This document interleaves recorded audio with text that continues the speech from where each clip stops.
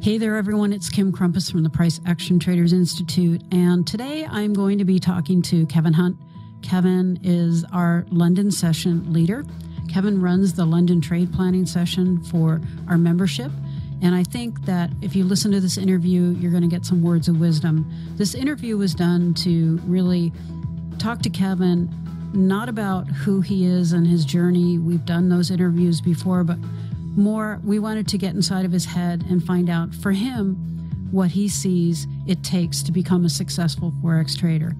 I think a lot of you can probably relate to Kevin and will really enjoy this interview. He drops a lot of jewels and nuggets in the interview about what it takes to be successful, what traders do to sabotage themselves, and what they can do to turn that sabotage around into success, and gives very specific instruction on what traders need to do to focus on to get into the success zone more quickly.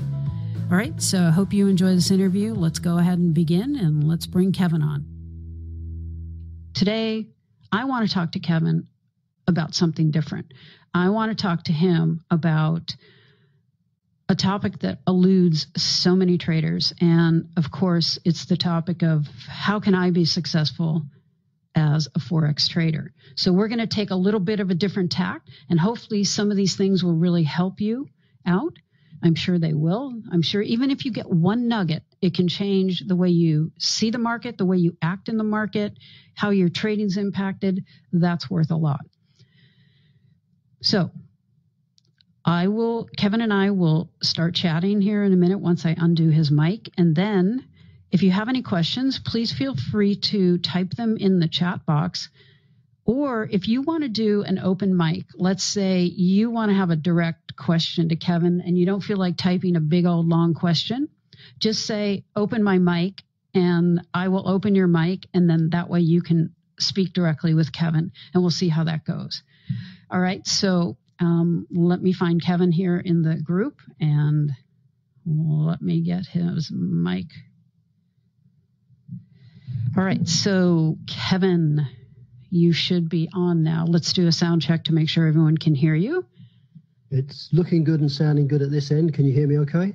I can hear you wonderfully. Can the audience members, can you hear Kevin out there? If someone can, everyone just say yay or nay. Okay, right. Okay, Coral says loud and clear. Right. Okay, great.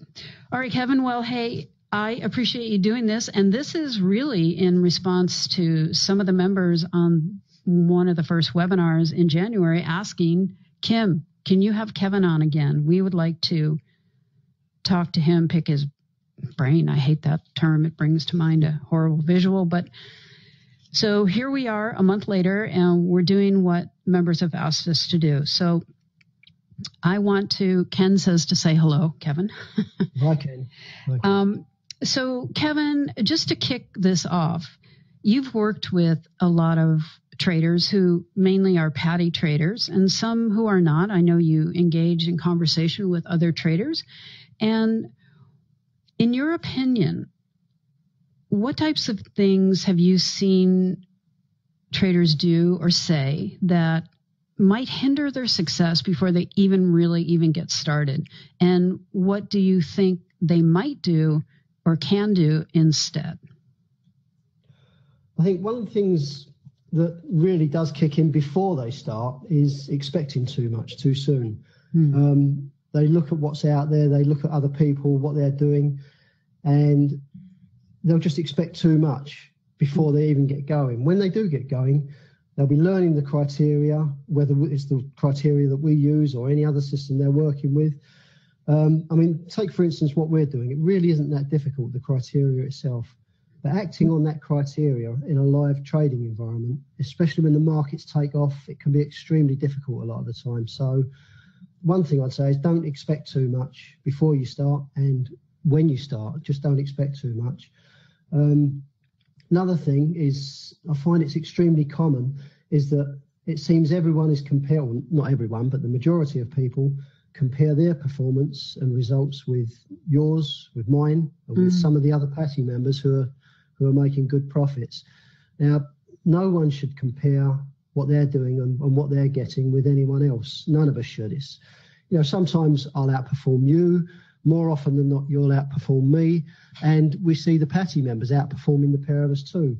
So you should never compare your performance and what you're doing with anyone else. Just do the best, with what you've got and what you can do, and build on that. But if you start comparing or expecting too much, you're going to doom yourself a failure. You'll always be beating yourself up when you have a bad day or you're not doing too well. Some traders, I've seen when they first start out trading, I've seen it with Patty members, they'll continue incorporating methods that previously taught them, so they'll be using methods and strategies they learnt from another system. So, they'll be taking that into account. They'll be looking at Patty criteria, but they'll also be incorporating the old system with what they're doing with Patty. And so they'll be looking for things like support and resistant levels when our criteria is showing an entry, or looking for patterns to try and tie them in with what we're doing. You can't do that. The thing to do specifically with Patty is that you need to start with a blank canvas. Don't look back on anything you've done before. And I would imagine that this will work with any strategy or any criteria that you're working with. Don't look back on anything you've done previous. Start with a blank canvas and just apply what you're learning and what you're doing with the criteria that you're working with at that moment in time. One other thing, there's another thing as well, is taking trades with what we're doing. Taking trades before the open or when there's nothing going on is something that I've noticed quite a lot.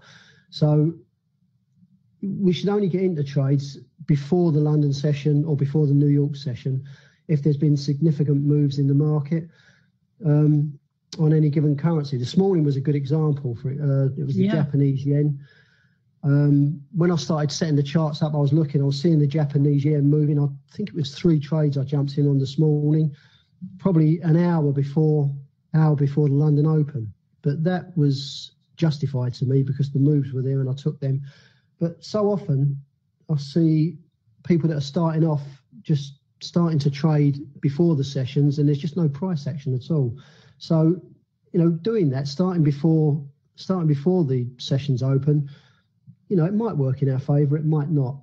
But I'm always willing to take that one shot if the markets have been moving. So a lot of the time I see that with the newcomers, people just starting out is jumping on board before they should do when there's no price action before the sessions start.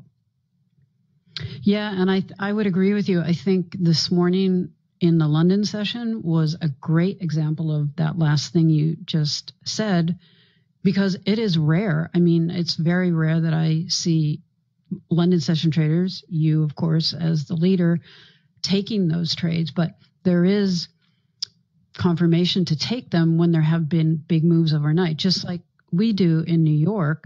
There might not even be a news event, but we come onto the screens and an hour and a half before the New York actual open, we can take trades as long as it's confirmed, justified, warranted by the price action. So I agree with you. And I think the first thing you said about expectations, expecting too much too soon, is so important. And that is because a lot of traders come in from the hype of something else and someone else who says to them, you can make thousands, or, hey, start with $200 and look, after a year, you could be a millionaire. So their expectations are not managed very well, and it's not necessarily their fault. But of course, once they come to us, I don't even go into that kind of hype, nor do you. Because it's just not true. It's not the reality. The other thing you talked about was comparing results to others. Very important. There's no way that someone who is maybe 2 years into Forex trading or in their first year could even think that they could do the level of trading that someone like myself or others who have many years. I've got 17 years. I'm going on 17 years. Or Ken or you. There's just no way. But what I would like traders to do in this group is that if you find there's days or sessions when you're the only one that's losing and everyone else or most everyone else is having a profitable day, then there might be something going on in your trading. So in that case, it's not comparing yourself, but it's saying, benchmark me against my peers. So how am I doing in relation to the group of traders and not specifically one trader? So yeah, I think those were great comments. Coral says, but we do aspire. Yes. And that is good to have aspirations. Very good. So, and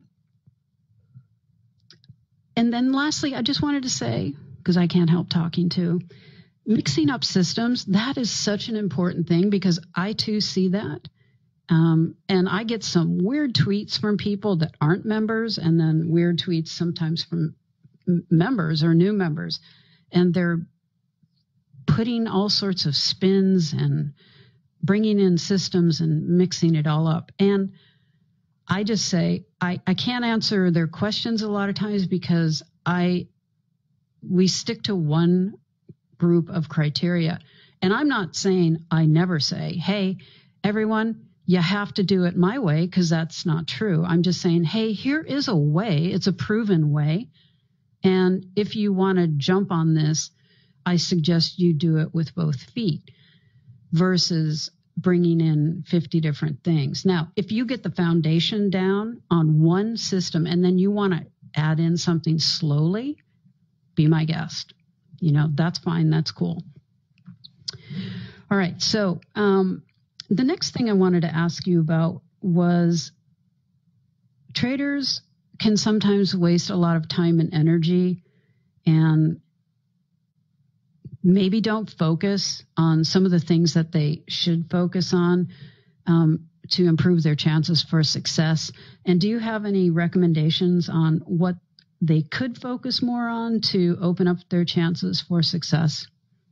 Things to focus on, yeah, but certain things that they should try and avoid as well. I've seen many newcomers trying to predict what a pair will do, compared with previous price action, for instance. So, they'll be looking at the market that day and take into consideration what's happened the day before or the week before, So, I don't know, trying to apply the information that's in their head, like a prediction, as to what they're seeing in the moment that they're trading, trying to link the two together, which you can't do. Each moment is entirely different. So their focus should be on looking at the price action, getting a feel for where the money's moving, rather than looking back at what happened the day before or the week before. So no, it does happen. You see these great moves, you get up the next day, you're ready for the markets, and it's almost like you're expecting something similar to happen again, but you can't do that. You just need to cut off and start from scratch again. One thing is, don't predict, or don't try and predict. Yep. Some wasting their time by not following the rules, or they bend the rules. It happens. I know it happens. Try to imagine, when you're trading this, just try to imagine that you have someone looking over your shoulder each time that you take a trade. It's like when I'm working now one-on-one with the members. With that, they're seeing my screen live, and they're looking at my screen as I'm trading. Now, there's no way on earth that I could place a trade that hasn't hit criteria while I've got a member sitting there looking at my screen. You just couldn't do it. And it's something I wouldn't do anyway.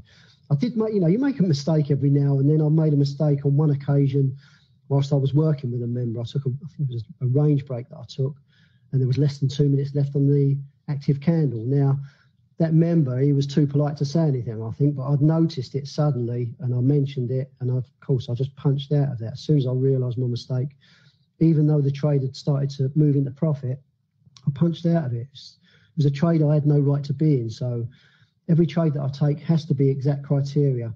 Try and do the same. Try, when you're trading, to imagine that Kim's looking over your shoulder, or someone's looking over your shoulder, and hit the button in the right place, or place your orders in the right place. Don't worry about missing out on trades that you've missed the entry on.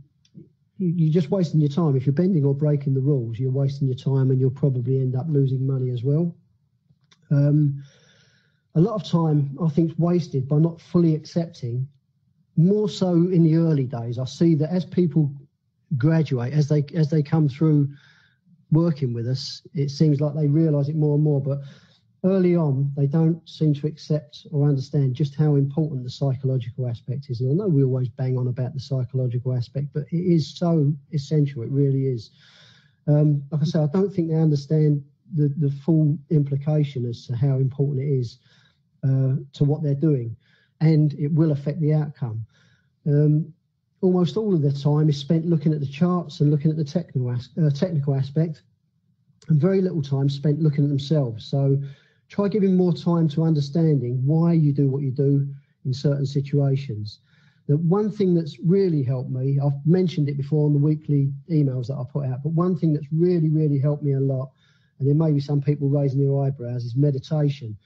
Now, I'm not saying that you need to sit chanting or listening to chimes, cross-legged on the floor with cramps sitting in your legs and uncomfortable.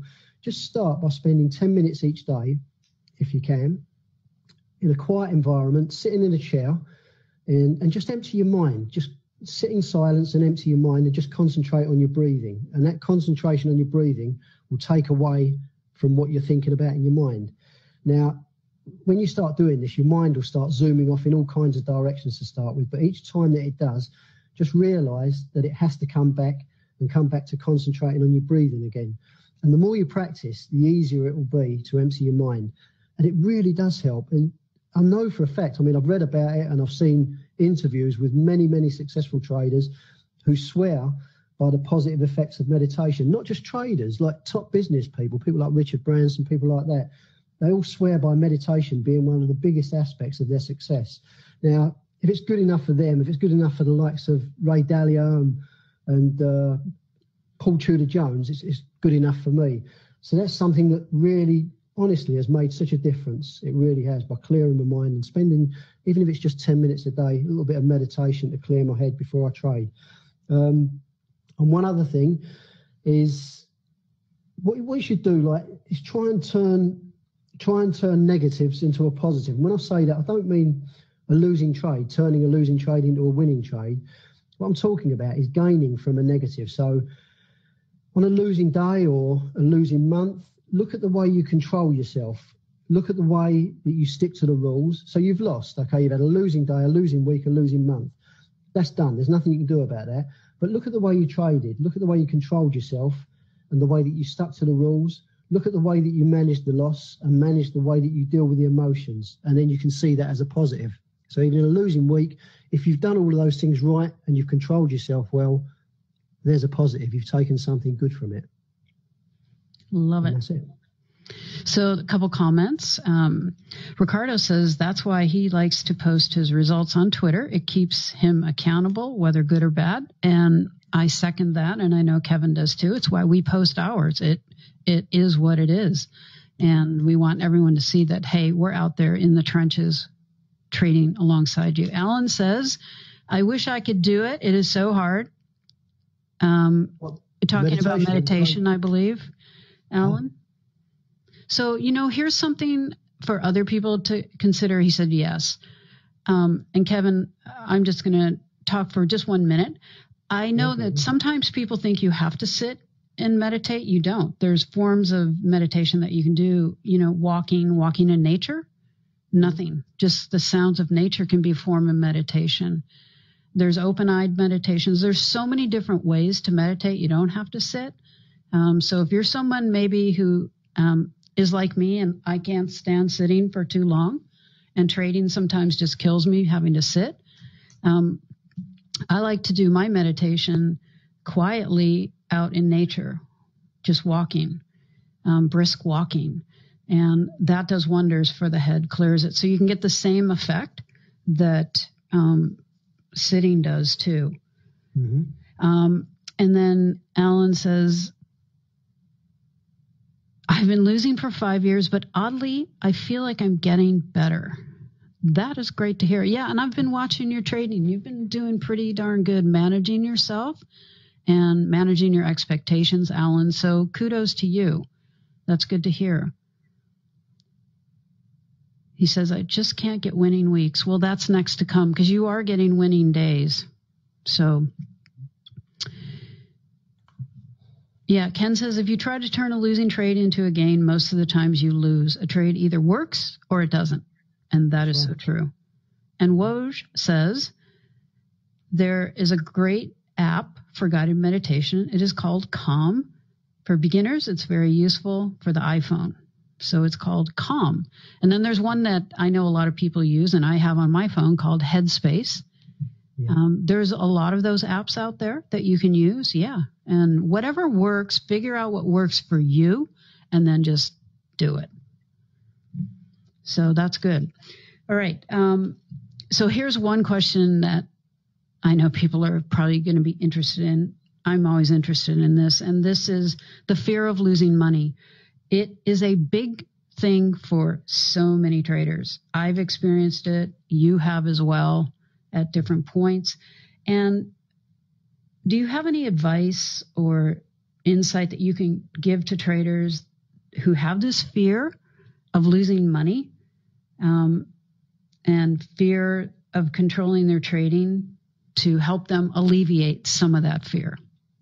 I'll try by giving you my take on it and what I've observed, because I have had it, seriously had it, and lost money in the early days. But when you look at it, the reason with trading, the reason that people decide to learn how to trade can be for many, many different reasons. It can be to be able to work from home, for location freedom, to be able to tell, I don't know, their tyrant boss to stick his or her job and no longer be at their beck and call. They can take up trading for so many different reasons, although any of these reasons, to become a reality, every one of them and every one of those who are learning to trade will have one thing in common, and that is the need to be able to make money. To make it work, eventually you need to be making money. So you need to make money. Now, the big problem here is that losing anything, because we know that even when you're a successful trader, you'll lose money sometimes. The big problem is that losing goes completely against the grain for human beings. Losing a job that you love doing, losing even your car keys, I know as a child, losing in a race on a sports day. If you're in a relationship with someone that you care about and that person wants out, that feeling of loss is something that, you know, you would have done anything to have avoided, and in some cases at any cost. So loss for most human beings is totally, totally unacceptable. So the newcomer coming to trading sits down, and although following the criteria and getting it right, any criteria they've learned, you know, they sit down, they work on the criteria, they get it right, and then they get stopped out on 5 trades, one after the other. This situation is completely unacceptable to their psyche. The negative emotions kick in, and then anything goes. And once anything goes, you know, you can get the revenge trading. They'll do anything to try and get that money back. And this scenario is probably the most common cause for traders blowing up their accounts. And I'll put my hands up. I did this when I started out. I blew up, it was only a small account, but I did that. I lost that account simply because I couldn't accept the fact that I was losing, and I tried anything to get that money back, and it just didn't work. I lost more money and blew the account. So what did I do to get over this problem? Well, what I did, I pulled right back. The thing about losing that money, you get to a point where you accept, you will have some losers, but it's about the management, isn't it? So I pulled right back on how much I was risking. So I don't know, let's say you were trading with a capital of £5,000. Risking 0.5%, you'd be trading with about 0.26 of a lot. So 2.6 mini lots, say. If you're finding that the losing trades with that amount, with that risk, is too much to bear, then cut your risk to 0.25% on each trade. This will make your losing trades much easier to accept. So the problem with that, of course, is you cut your lot size, so any losers are going to be much smaller, but in itself, when you do have a winning trade, it's going to spin it around. You'll start to feel regret then. So you cut your lot sizes down, so you're risking 0.25% on each trade.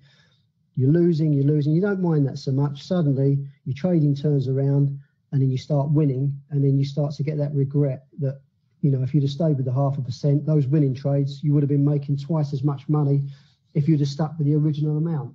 So the answer, for me anyway, is to try, well, how I did it. I traded at a level that wasn't too painful when I lost until I was consistent. And then once you find yourself consistent, you can see like you're having a few losing days, but more winning days and bigger winning days with that level, with that smaller level, and you're trading. And you're trading until you gradually build again, until you gradually get back to the 0.5%. So once you get consistent, you gradually start building again and building again your lot sizes until you get back to the 0.5% risk. If during that increase you find that the pain of losing starts to kick in again, then you need to cut back a little bit again, just to get that feel for feeling okay when you're losing, which allows you to move forward and get to a winning position. And the way I've found that I get around it now, I mean, even now, I don't like looking at that monetary value of a 0.5% risk. So I found the way around it is not to look at the loss of the 0.5% risk that I'm losing. I've got two accounts. So one with a small trading capital. My first trading account has got a very small capital in it that I actually work with when I trade. And that small account is mirrored to my other account, which holds the majority of my trading capital. Now, I'm not dumb. I know full well that the larger account is taking the same percentage loss or gain as the smaller account that I'm actually seeing on the screen. But I just find it works better for me. The moment that I'm in the trades and the moment that I'm seeing those trades taking place, seeing the vastly reduced amounts that I'm losing or winning, it keeps me on an even keel. It stops me feeling that emotional roller coaster. So the thing to take from that really is, before you can be successful as a trader, you've got to learn to accept the concept of having a loss to be able to win. It's a fact that you'll have losing days or weeks. Learn to accept it. It's just part of being a successful trader. Love it. I think what I'll do is read some of the comments to you. So that was a very good advice for everyone who was listening in. Ken says, everybody doesn't like to lose. Who likes to? Yeah, that's true. No one does. Hey, we learn to roll with it is what the difference is. So Ricardo says, I have a weekly goal of 25 pips since I've just started. Is it best to stop at 25 pips, or should I continue to trade even though I've hit my target in order to get more trades and experience under my belt? For me or for you? You can take it if you'd like. I'll chime in too. Yeah, sure. I mean, I would just say if his goal's 25 pips, stick at 25 pips and go with that for a while. That's my way of looking at it, until a point where he feels more confident and maybe he can increase that level, or see what his consistency is like regarding the wins and the losses. What do you think? Well, my only concern about doing that, putting a goal around the number of pips that you make, is that if he has, let's say his line in the sand is 50 pips, he's going to be always negative. So if he starts the first 2 days off, let's say he banks 25 loss in each day. Now he's down 50, comes into the third day and he makes 25. So now he's halfway up, but then he's net down 25. So he tries to make the 25 the next day, and now the week's gone. I guess what you want to try to do, Ricardo, is it's good to have a goal, but keep it flexible, because on some of the days, like, we saw today, there was some big moves. There's been some big moves. So don't cut yourself off just to say, oh, I hit my goal. Okay, so it's 50. All right. So is your profit goal 50? Because he just typed something that's 50.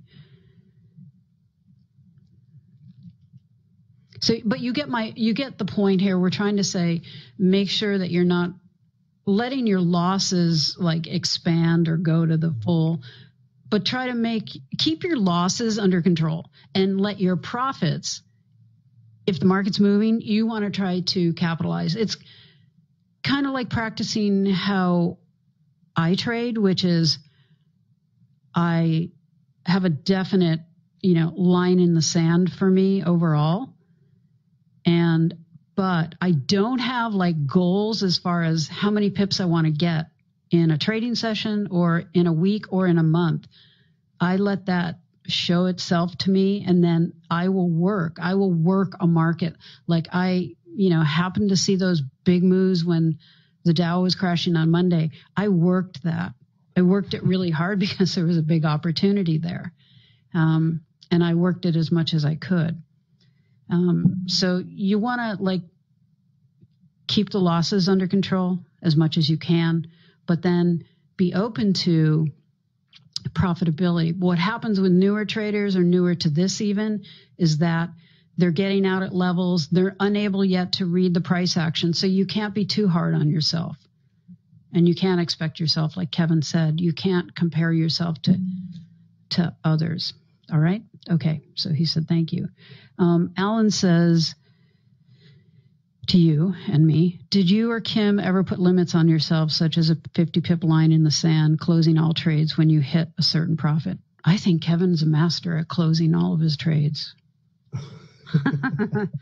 Remember that one webinar I did where I said, you don't have to trade like me, or, Kevin and I have a very different style on getting out of trades, if anyone's ever noticed. So Kevin, why don't you tell them, for people that don't know, because there's some newer people in here that maybe don't know your style, because it's quite different than mine on exiting trades. It's just something that I've stumbled across, really, and it's more about how I feel. It's more, like you say, was it day before yesterday when you sat there, you were working for a real long time, and you kept pushing those trades, and I was flicking on and just having a look to see how you were doing and seeing how the markets were moving, and I'm thinking, well, I would have been well out of there by now. But it's not, I don't know, it's not a fear or anything like that. It's about how I feel. If I start to feel a bit tired or fed up, today was a perfect example. I apologise to people who are in the London in the London trade plan today if I sounded a little bit vague this morning, because I was feeling really rough this morning. I don't know why. It might have been something to do with the travel we've been doing recently, but I was just feeling really rough. So I came into the markets. I had some good trades running, and it started to move fast. And I really found that I just couldn't get my concentration right. I was missing out on screenshots, which I never normally do, and which is why I put those results out how I did. I did them after the event, and I got to a point where I thought, I just can't be bothered with this. I checked, and lucky enough, I was up 122 pips, and I just punched out of everything because I just had enough. Now I saw those trades moving, and I know, you in the same scenario, you would have been pushing those and pushing those and pushing those. There'd have been no take profit anywhere near where I was. You would have been pushing just the price stop down to follow those trades through. But for me, it's more like how I feel in the day. If I've had enough, I feel a bit tired. I sometimes have other things to do as well. So I'll just see if I've got a reasonable profit. You'll find a lot of the time, if I'm down, that's when I'll stay long, and I'll keep. It's not revenge trading, but it's recovery trading. That's right. Trying to pull some of those pips back, and I'm not sitting here beating myself up or anything like that because of what's going on. It's something I can do. I'll stick with it and do that recovery trading. But when I'm in profit, if it's summertime and we fancy going out for a drive somewhere in the country, I'll just say that'll do, and I'll close everything down and I'm out of it. And it's not something that I've really devised a plan around. It's just what I see in front of me regarding the amount of pips I've made. I know what I've done for the rest of the week or the rest of the month, and I think, yeah, that'll do, and I'll just jump out of it. Reasonable amount of pips. There's nothing specific that's drawn up. It's what I see as a reasonable amount of pips, and I'll just jump out and be happy with it. Even if the markets carry on moving, and I see you trading 3 hours later with another 180 pips. Yeah, but remember, you've been up probably, your day starts while I'm sound asleep. So I get it. There's days too where I just go, there was a couple weeks ago where I kept waking. I would wake up to my alarm clock at 5 a.m. and I was deep in the middle of dreams. And so I was in REM, and I was so discombobulated. Even an hour later, after having coffee and getting on the trade planning sessions, I was, saying EU when I meant to say EJ. And it was just very discombobulating. Some days, like yesterday, after having that big day on Monday, 17 pips positive for me yesterday coming out of that session was good enough. I was like, I have to get out of here. I just want to walk away. And the other thing I want to say, Kevin, is like this morning when you booked your 122 pips, sometimes especially given the market conditions we've had in the last year and a half, that's like a really big day. Oh, it is. Like Monday was a really big day that is so outside the scope of what we've been trading in that you have to keep in perspective that, hey, this doesn't happen all the time. It used to happen 2-3 times a week. Now it doesn't. So when you have a big day like that, the next day you go, you know what? I want to keep that money. That's right. So yeah, it's not this hard and fast rule for either of us that we say, oh, we're going to get out here. But we are hard and fast when it comes to how much we will tolerate on the losing side. That's where you have to be hard and fast with yourself. And for each person, it's different. But you have to have some, safeguards around how much you're willing to lose. But as far as winning and when the market's moving and it's warranted, then that's when you can try to press a trade. So Ricardo says, okay, wait, let me go back up here to Alan, because I saw that Alan said something. Oh, Paul says risking 0.25% per trade has kept me in the game, even during some really rough periods. Yeah, that's mine too. That's good. Question to Kevin from Woj. Kevin, past 2 years, please tell us your key moments that grounded you mentally as a trader. What are your most important stepping stones? I think there's one thing that still sticks, and I can remember I spoke about it in the interview that we did whenever it was, way back. And there was like a light bulb moment, and it was the re-entries that you see what it was. I was early into trading with Kim's criteria. I'd be taking trades, I'd have a few losses, I'd start hesitating, I'd start pausing. And one of the biggest turning points for me was realizing how important the re-entries were. Now, looking back on it, it's almost I feel quite embarrassed about it, thinking, why couldn't I see that at the time? But now, at the time, it was incredible. It was suddenly, wow, I started to be brave, I suppose, and start taking those re-entries all the time. Not when, it was going ridiculously wrong, but, more positive with those re-entries, not hesitating, just taking them. And that was a turning point for me, believe it or not. It was those re-entries that made a massive difference to me. And it was like a light bulb moment that just hit, and that's when things turned around for me. Yeah, those re-entry trades, you have to be brave. And but the more you do them and attempt them, especially when the market's moving, it will turn your trading around. And like for maybe some of you, it will turn a light bulb on in your head. So I think, Paul, that answers your question too. Really, that's one of the key learnings that Kevin had. And I don't know, Kevin, do you have any more to speak about your, as Paul says, amazing consistency and results? No, not really. It's just doing Kevin, what you've said, following the rules. And here's what I can observe from Kevin, if you don't mind me. Sorry for interrupting you.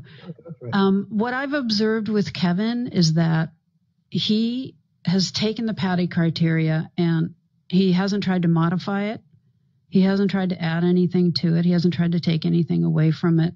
He's just said, okay, I'm going to do what this person is telling me. I don't know her. I don't really, I just know I see her, observe her results. I've listened to some interviews on other podcasts. I'm just going to do what she says and see what happens, see where the chips may fall.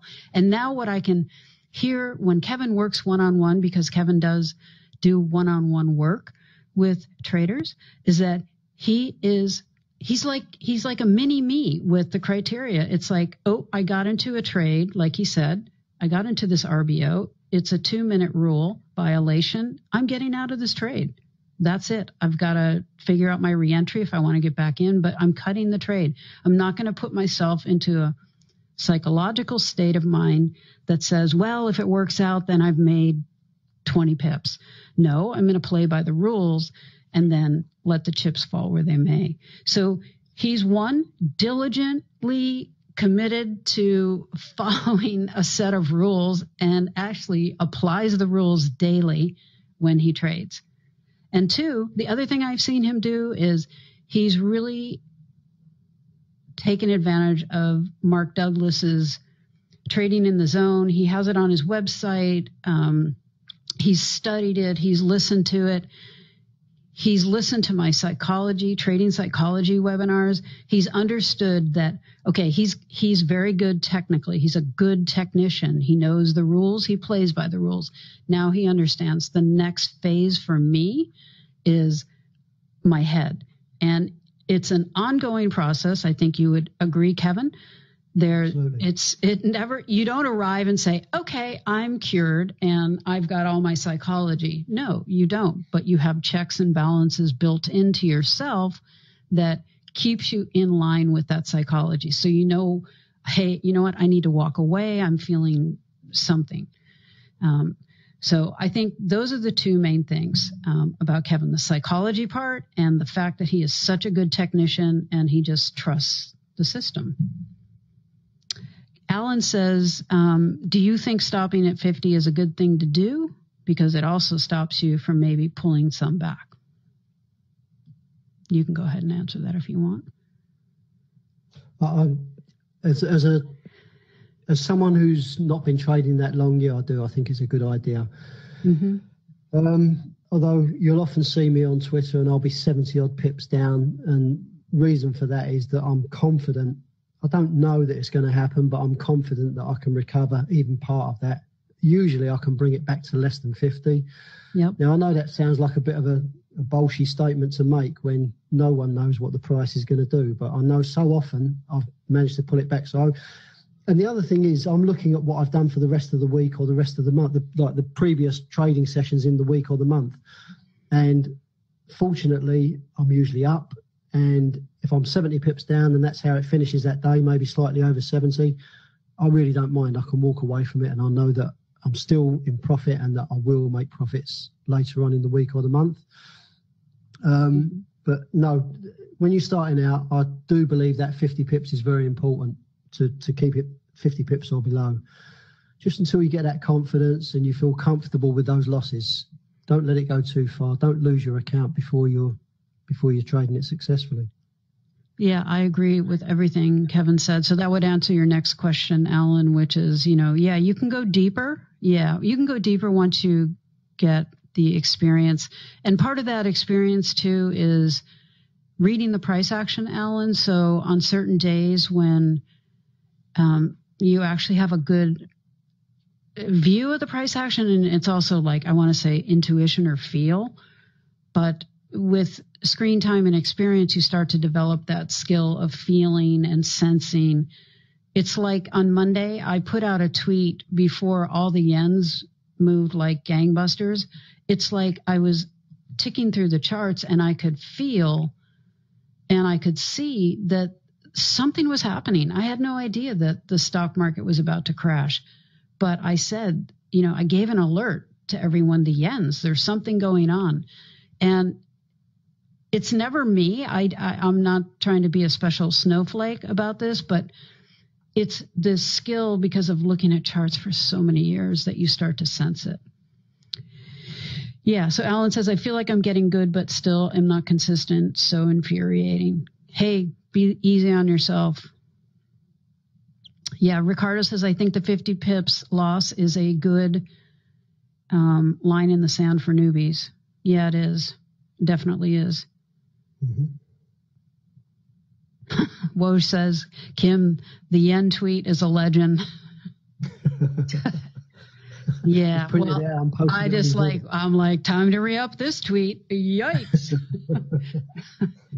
But, again, that doesn't happen all the time. So when was the last time I saw big moves in the yen?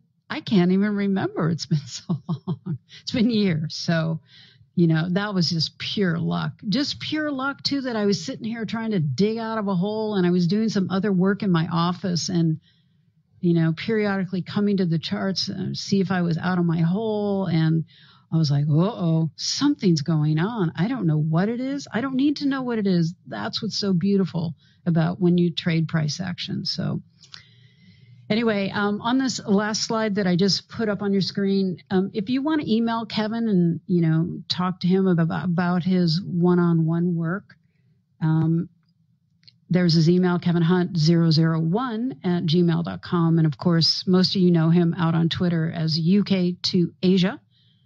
And then the last thing is that, Kevin, I just wanted to mention to everybody, you recently wrote a 9-page mini ebook titled Forex Trading Success in 5 Steps. And I just wondered, some people don't know about the book, and maybe some people are here because of the book. But if you can just tell them very briefly what those 5 steps are. And this is for someone who's just getting started, really, so not for more advanced traders. So take it away. It really is. It's just purely for people who are starting out and very, very early stages of Forex trading. And the 5 stages are simple. 1 is the psychology, and it gives a little brief explanation about that and links to what you can do about gaining that psychological aspect that you need. 2 is the broker. Look at the brokers, review the brokers. I've recommended my broker simply because I've worked with them for a long time and they've been good and their spreads are small, which suits the way we trade. Which pairs to trade? Again, the pairs that we trade, because the spreads are the smaller spreads. You can, with this criteria that we're trading, you can trade any pairs you want, but the pairs that we trade have got the smaller spreads, which suit the tight stops that we use. Number 4 is the risk management, and I'll just go through using the Baby Pips lot size calculator. Number 5 is strategy, and of course, strategy just points in one direction, which worked for me, and that's the Price Action Traders Institute, because that's what worked for me. It's as simple as that. And this mini ebook, like I say, it really is for someone who knows absolutely nothing at all, who's just really starting to get into it. It's something I just stumbled across. I had a PDF document on my computer that I'd send out to people who were asking, how did you become successful? What did you do? I tested the Amazon platform. I put it on there. I published it on there just to see how the Amazon platform worked, because I'm writing another book at the moment. And left it on there, forgot about it, no promotion, nothing. And then suddenly I've started to see sales. I'm starting to get these royalty checks coming. Not a lot, but big sales in Japan, and it's moving on. So, yeah, that's aimed, like I say, really at people who are just starting out. And it might help some of the people who are listening into this who've not had any experience at all. Yeah, and we'll probably put a link up to it, Kevin, so that people, if they want it, can get it from you. So. Right. And then Alan has one question. Kevin, is it correct that in the UK, any income from Forex is not liable to income tax? Depends how you treat it. Well, I'm not a tax expert, believe me, but I believe if you're working as a spread betting platform, there's no tax on that. Trading the way we do, I think that there is. So, but don't quote me on that. You need to speak to an accountant or someone who specializes in that subject. Definitely. And I'm a CPA in the U.S., and I would still recommend that you have to talk to your own personal accountant. I know nothing about UK tax law, but it is taxable here, and it depends on what kind of tax it's taxable. So depends on if you do it full-time as a business, as your main source of income, or if it's in addition to other income that you have, and you might be working a full-time job. So different rules for different people with different situations. So everyone needs to speak to their own professional on that. All right. Well, Kevin, I want to thank you. You gave some awesome insight to everybody. And I know that the people who have attended, thank you for your good interaction. And Kevin and I both appreciate you. And Ricardo says, excellent webinar. Alan says, thanks. And I guess we'll sign off. Paul says, that was great. Got a lot from this chat. Thank you to both of us. So Kevin, thank you. Enjoy the rest of your evening. And I'll see everybody tomorrow for the New York trade planning session. Kevin will see you for the London trade planning session. Don't forget, we have a big, big UK interest rate announcement. Very ungodly hour for us here in the U.S. on the West Coast. It's 4 a.m. my time, so I don't know if I'm getting up for it, but we'll see. All right, so thank you again for showing up and interacting, and everyone's saying thank you, Kevin. So thank you, and I'll see everyone tomorrow. Okay, well, I hope you enjoyed that interview with Kevin as much as I did when I did it with him.